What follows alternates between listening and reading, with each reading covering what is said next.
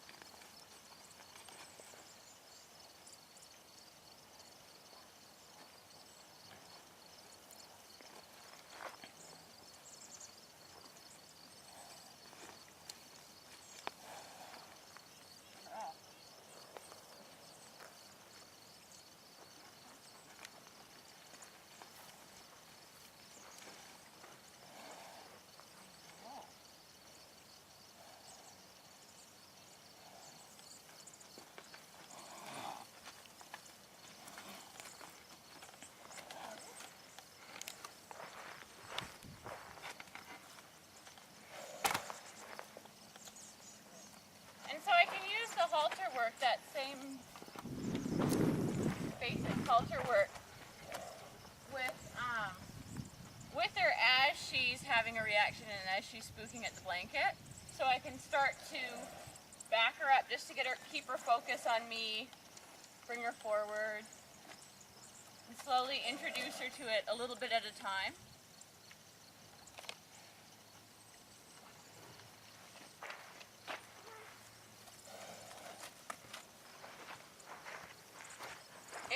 She responds to the pressure. So if I've done the basic halter work with the horse, I know how they respond to the pressure.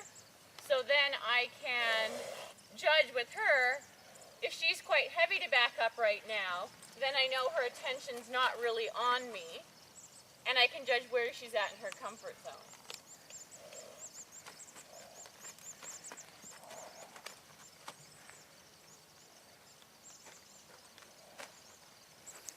And again, what I'm doing is allowing her natural pattern. So when a horse is scared of something and they're left in their natural environment, they'll usually run away, come back to take a closer look, run away, but not so far, come a little closer and kind of yo-yo back and forth towards the object.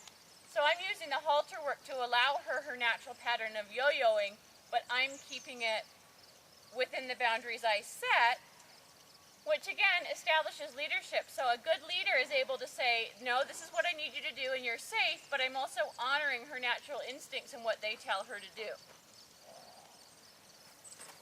So by backing her away, her natural instincts tell her when she's unsure of something is to get some space from it and make sure it's safe.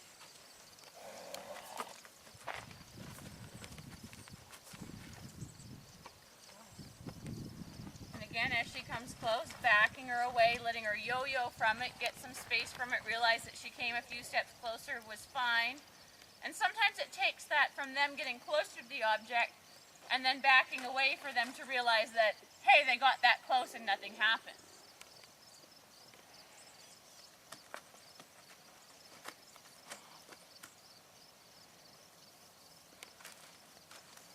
And then you notice, even though her energy's really up and she's snorting and her head's straight in the air a lot of the time, from the very beginning of when she first saw it, I'm staying very grounded, very calm. It's that thing of thinking of really breathing down to my feet, feeling my feet on the ground, so that she can pick up on my calm energy as the leader that says, well, I know there's something there, but it's okay.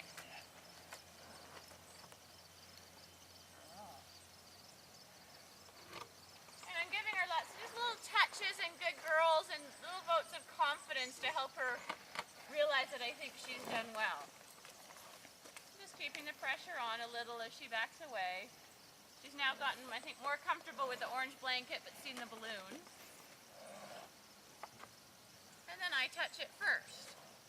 Again, the leader in the herd of horses is going to let the other ones know it's okay. So I'm just holding on to it, letting her come. And often what they'll do is they'll touch us first as we're touching an object. That's what I found horses' natural patterning is. It may not be my hand that's touching it right away, but it may just be coming up to touch me as I'm touching the object, saying, is it really okay, Jody? I know. want to explore it, some not.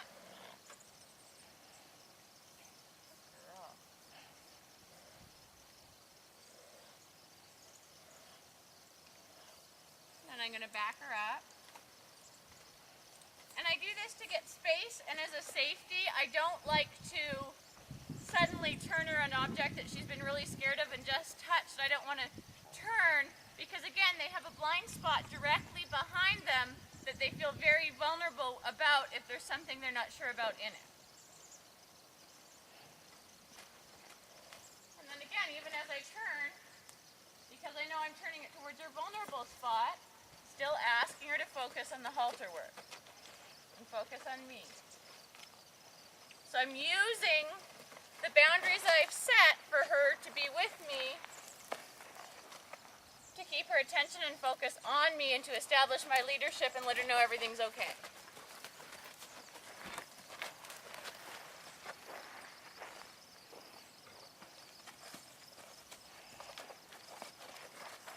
And the first thing that I'm now going to go work with is the balloons, because that's what her attention was on after the blanket.